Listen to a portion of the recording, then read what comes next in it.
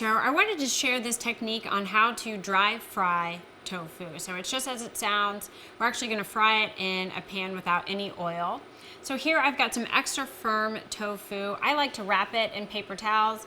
I put a little plate on top just to try to get out as much moisture as possible.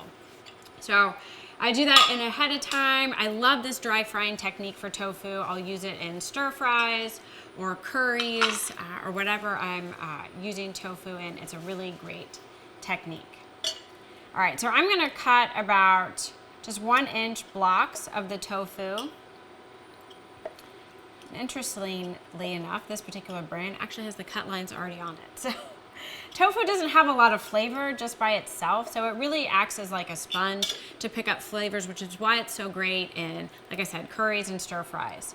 All right, so I've got a pan. I'm gonna put it on like a medium-high heat. I love using my iron skillet. It also is seasoned, so things don't tend to stick to it very easily. So I'm actually just gonna put the tofu in just as it is, no oil, right into the pan. And we'll let that cook for 2 to 3 minutes per side. And you want just that nice crispy brown edges, that texture before you flip it.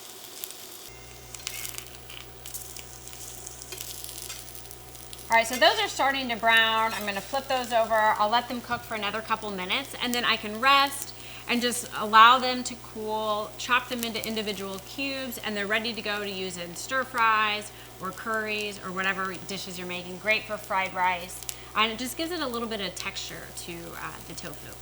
All right, so that's done frying up. I'm just gonna allow it to cool, and then from there I can make really easy cuts just to take those nice dices and allow the tofu to be ready to go and use in other dishes.